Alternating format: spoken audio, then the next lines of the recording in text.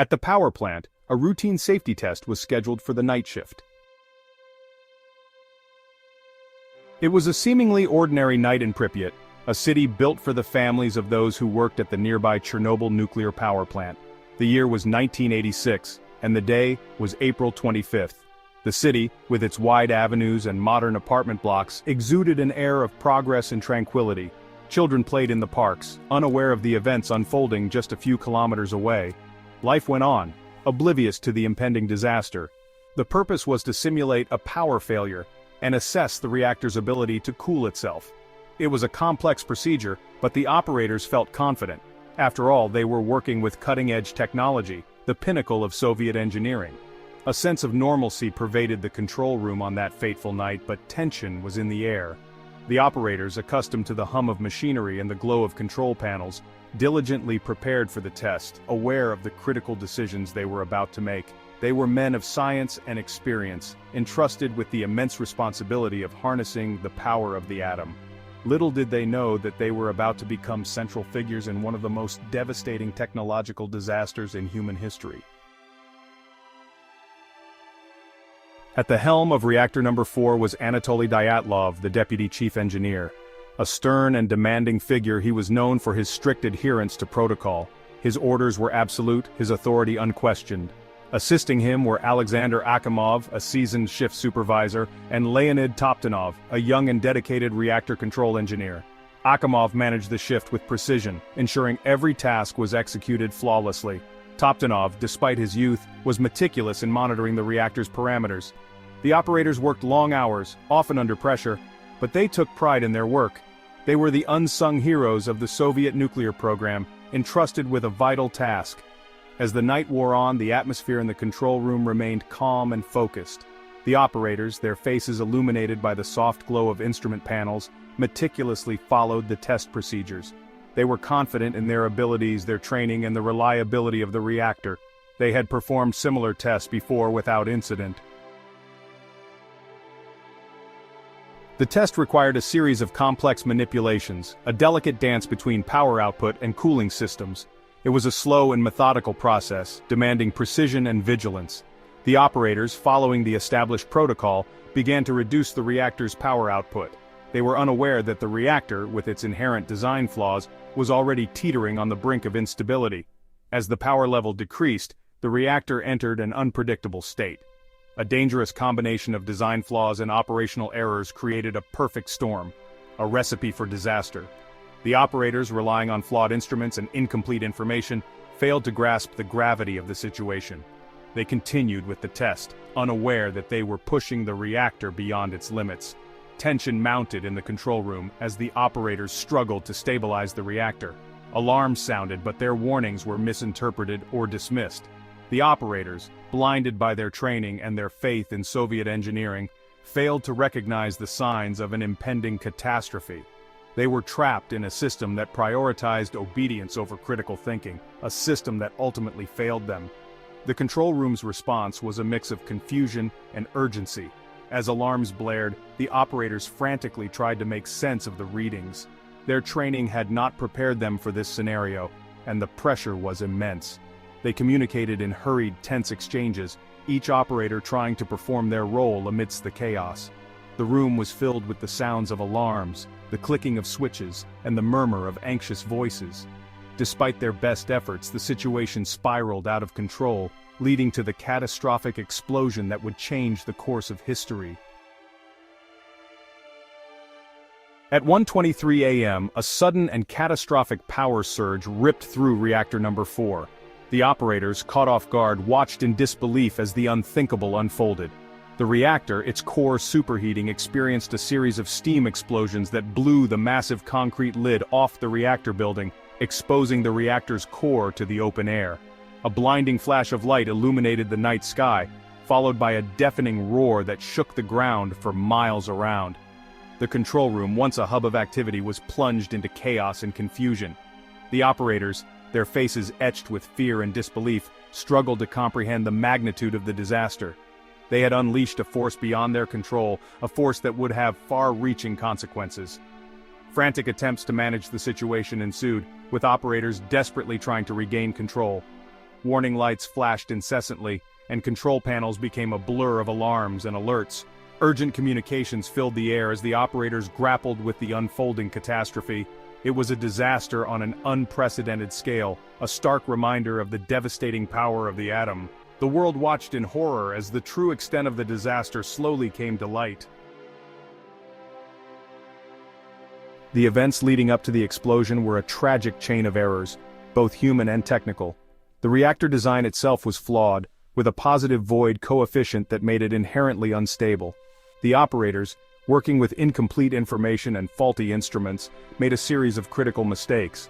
They disabled automatic safety systems and violated safety protocols in an attempt to complete the test. Dyatlov, the shift supervisor, bears much of the blame for the disaster. His relentless pursuit of the test, despite warnings from his colleagues, proved fatal. He pressured his team, ignored safety protocols, and ultimately created an environment where critical mistakes were made. His actions, driven by a combination of arrogance and blind faith in Soviet technology, had catastrophic consequences. The operators, under immense pressure and with limited understanding of the unfolding situation, made a series of fatal misjudgments. They failed to recognize the warning signs, misinterpreted critical data, and ultimately lost control of the reactor. Their actions, while understandable in the heat of the moment, highlight the importance of training, clear communication, and a culture of safety in high-risk environments. Section 6. Desperate Measures. A futile battle against the invisible enemy. In the immediate aftermath of the explosion, the operators fought desperately to manage the disaster. They tried in vain to pump water into the reactor, unaware that the core had been destroyed. They worked tirelessly, exposed to lethal doses of radiation, in a futile attempt to regain control.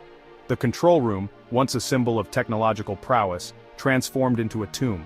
The operators, their bodies bombarded by invisible rays, continued their desperate struggle, knowing that they were fighting a losing battle. Their heroism, their willingness to sacrifice themselves in the face of unimaginable danger, stands as a testament to the human spirit. The first responders, firefighters, and liquidators arrived at the scene, unaware of the invisible enemy they were facing. They worked courageously, extinguishing fires, evacuating civilians, and containing the spread of radiation, all while absorbing lethal doses of radiation. Their selfless acts of bravery saved countless lives and prevented a greater catastrophe. Section 7. Aftermath, Accusations, Trials, and the Weight of Truth. The disaster at Chernobyl sent shockwaves around the world, exposing the dangers of nuclear power and the consequences of human error. The Soviet Union, initially reluctant to acknowledge the scale of the disaster, was forced to confront the truth. An official investigation was launched seeking to assign blame and learn from the tragedy. The operators, once hailed as heroes of Soviet industry, became scapegoats. They were accused of negligence, incompetence, and violation of safety protocols. The trial, held in July 1987, was a highly publicized affair, intended to demonstrate transparency and accountability. However, it was also a show trial, orchestrated by the Soviet government to shift blame away from the system itself. Dyatlov, Akimov, and Toptanov were found guilty and sentenced to prison terms. Akimov and Toptanov died within a few years of the trial, their health ravaged by the radiation they received. Dyatlov, released early due to poor health, maintained his innocence until his death in 1995. The trial, while providing some answers, failed to fully address the systemic failures that contributed to the disaster. The control room's involvement was scrutinized heavily, with operators' decisions and actions under intense examination. Investigators focused on the control room's procedures, questioning whether the operators followed protocols or if systemic issues were to blame. Technical experts testified about the control room's role, highlighting both human errors and design flaws in the reactor systems. In the aftermath of the disaster, the Chernobyl exclusion zone was established, a desolate area encompassing a 30-kilometer radius around the power plant. The city of Pripyat, once a vibrant community, became a ghost town, frozen in time. The disaster left an indelible mark on the landscape, a stark reminder of the human cost of technological failure. The true human toll of Chernobyl is immeasurable. Thousands of people were exposed to dangerous levels of radiation, leading to an increase in cancer rates and other health problems. The disaster also had a profound psychological impact on survivors, who struggled to cope with the trauma, loss, and uncertainty. The story of Chernobyl is not just about technical failures and human error but also about courage, sacrifice, and resilience. It is a story of ordinary people caught in extraordinary circumstances who risked their lives to save others and contain the disaster. Their stories, often untold and unheard, deserve to be remembered and honored. The control room operators, burdened with guilt, faced the unimaginable weight of their actions. They were the first to witness the catastrophe unfold, and their sacrifices were both immediate and long-lasting. Haunted by the events of that night, many struggled with feelings of guilt and responsibility for years to come. Their courage and dedication, often overshadowed by the disaster itself, deserve recognition and remembrance. The Chernobyl disaster serves as a timeless warning about the dangers of unchecked technological advancement and the importance of human responsibility. It highlights the need for transparency, accountability, and a culture of safety in industries that deal with potentially hazardous materials and technologies. The legacy of Chernobyl continues to shape our world, influencing nuclear policy, safety regulations, and public perception of nuclear power. It serves as a reminder of the devastating consequences of human error and the importance of learning from past mistakes. The disaster also sparked a global conversation about the risks and benefits of nuclear energy, a debate that continues to this day. Chernobyl is not just a historical event, but an ongoing tragedy. The disaster's impact continues to be felt by those who lived through it and by future generations, who will inherit a world forever marked by its legacy. It is a story that must be told and retold, ensuring that the lessons learned from Chernobyl are never forgotten. The control room's legacy is a stark reminder of the critical importance of vigilance, training, and preparedness in preventing future disasters. As we reflect on the events of Chernobyl, we are reminded of the critical lessons learned from this tragic disaster. The importance of safety, transparency, and accountability cannot be overstated. The legacy of Chernobyl continues to influence nuclear policy, safety regulations, and our understanding of the potential risks and benefits of nuclear energy. It is a stark reminder of the devastating consequences of human error and the need for vigilance and preparedness. Thank you for joining us on this journey through one of history's most significant events. If you found this video informative and thought-provoking, please give it a thumbs up, share your thoughts in the comments below, and subscribe to our channel for more content on historical events and their lasting impact. Your support helps us continue to bring these important stories to light. Until next time, stay curious and stay informed.